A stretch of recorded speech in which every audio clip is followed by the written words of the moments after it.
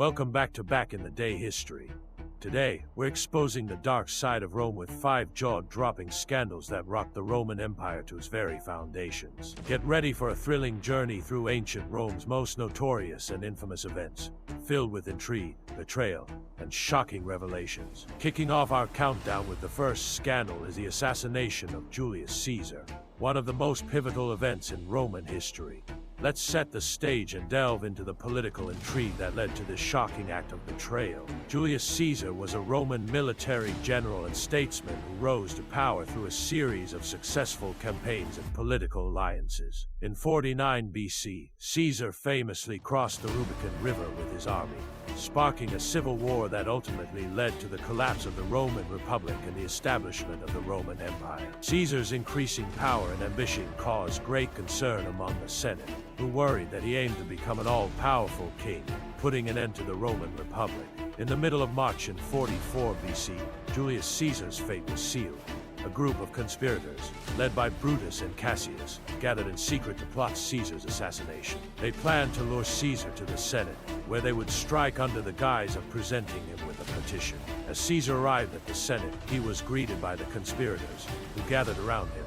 The attack began when one of the conspirators, Tullius Cimber, grabbed Caesar's toga, signaling the others to strike. Caesar was stabbed 23 times by the senators, with the final blow delivered by Brutus, his close friend and ally. Caesar's last words are famously believed to be "Et tu, Brute," which translates roughly to "you as well, Brutus," expressing his disbelief and betrayal by Brutus. The assassination of Julius Caesar marked the end of his ambitious rule and the beginning of a tumultuous period in Roman history. The conspirators had hoped that Caesar's death would restore the Roman Republic, but instead, it plunged Rome into a series of bloody civil wars. Caesar's allies, Mark Antony and Octavian, formed the Second Triumvirate and fought against the conspirators, ultimately defeating Brutus and Cassius at the Battle of Philippi. In the years that followed, the power struggle continued, eventually leading to the rise of Octavian, who would become Augustus, the first Roman emperor. Julius Caesar's assassination had lasting consequences, reshaping the course of Roman history and marking the end of the Roman Republic. Next up on our list at number 2, we delve into the dark side of the Roman Empire's elite military unit, the Praetorian Guard. Initially established to protect the emperor, this formidable force became notorious for its involvement in assassinations, betrayals, and even the selling of the imperial throne. Let's uncover the shocking truth behind the Praetorian Guard's treachery. The Praetorian Guard was an elite unit of the Roman army tasked with the protection of the emperor and his family. Established by Augustus in 27 BC, the Guard was composed of the most skilled and loyal soldiers from the legions. They were stationed in Rome and other strategic locations, serving as the emperor's personal bodyguards and a powerful force within the city. However, over time, the Praetorian Guard's loyalty to the emperor began to waver, and they increasingly meddled in the empire's politics. Throughout its existence, the Praetorian Guard played a significant role in numerous political intrigues and power struggles. One of the most infamous incidents occurred in 41 AD, when the Guard assassinated Emperor Caligula after just 4 years of his erratic and tyrannical rule. In the aftermath, the Praetorians installed Claudius, Caligula's uncle, as the new emperor. But perhaps the most shocking example of the Praetorian Guard's treachery took place in 193 AD, following the assassination of Emperor Commodus. The ambitious Praetorian prefect, Aemilius Letus, conspired with Commodus's successor, Pertinax, to seize power.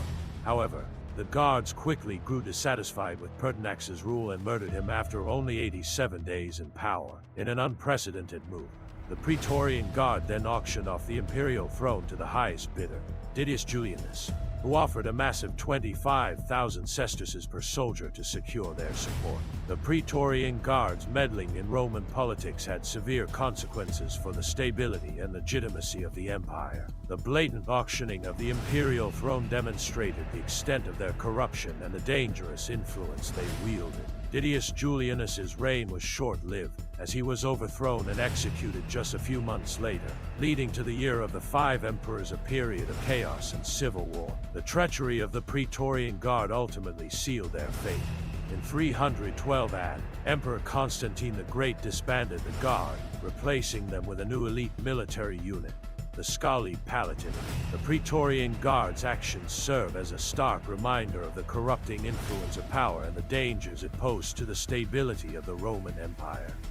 The third scandal of our list. We're turning back the clock to 64 AD, when the infamous Great Fire of Rome raged for 6 days, leaving much of the city in ruins. Did Emperor Nero really start the fire for his own selfish reasons, or is there more to the story? Let's dive into the mystery surrounding this disastrous event. Nero, the fifth emperor of the Roman Empire, ruled from 54 to 68 AD.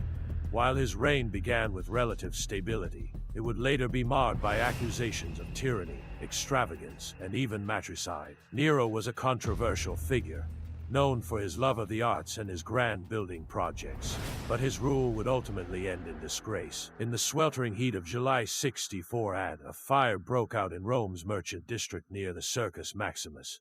Fanned by strong winds, the fire quickly spread throughout the city, consuming thousands of homes, temples, and public buildings in its path. Despite the efforts of firefighters and even Nero himself, the Great Fire raged for 6 days before finally being extinguished. As Rome smoldered in the aftermath of the devastation, rumors began to swirl that Nero had deliberately started the fire to clear land for his grandiose building projects, including his golden house, the Domus Aurea. According to the ancient historian Tacitus, Nero even sang about the destruction of Troy while watching the city burn from his palace, and that only fueled the suspicions against him. Nero quickly realized that he needed to deflect blame for the fire. He chose to scapegoat the Christians, a small but growing religious sect that was unpopular among Romans due to their perceived antisocial behavior and refusal to worship the Roman gods. In an act of brutal repression, Nero arrested and executed countless Christians, subjecting them to horrific tortures and public spectacles, such as burning them alive as human torches in his gardens. Despite Nero's efforts to shift the blame,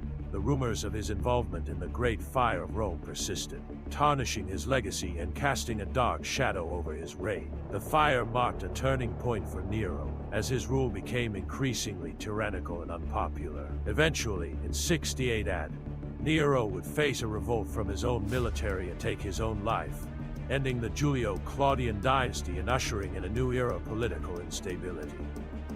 Our final and fourth story brings you a scandal that rocked the city to its core, the infamous trial of Gaius Verres. Before we delve into the trial, let's set the stage. It's the 1st century BC, and Rome is a bustling metropolis with a thriving political scene. Gaius Verres, a Roman politician, served as governor of Sicily from 73 to 71 BC. Verres, known for his corruption and greed, exploited his position to amass wealth and power, leaving a trail of scandal and controversy in his wake. The scandal that gripped Rome during Verres' trial was his shameless plundering of Sicily's wealth. Verres saw the province as his personal treasure chest and spared no effort in pillaging its riches. He extorted money from the Sicilian elite, seized their properties, and even indulged in the theft of valuable artworks and artifacts. His insatiable greed knew no bounds. In the year 70 BC, the great public speaker Marcus Cicero stepped into the picture. He took up the role of the prosecutor, determined to expose Verres and seek justice for the people of Sicily. Cicero had a reputation for his powerful speeches, and he was about to deliver a performance that would go down in history. Cicero brought forward a plethora of witnesses, each with their own harrowing tales of Verres' abuses. They spoke of extortion, torture, and even murder. The courtroom was captivated, and Verres began to realize that his days of getting away with his crimes were numbered. The trial of Verres became more than just a legal battle. It was a turning point for Rome. The citizens began to question the integrity of their leaders and demanded accountability. This trial served as a wake-up call, exposing the rampant corruption that had plagued the Roman Republic for far too long. Thank you for joining us on this thrilling journey through the dark side of Rome. Until next time, keep exploring the shadows of history and uncovering the secrets of our past.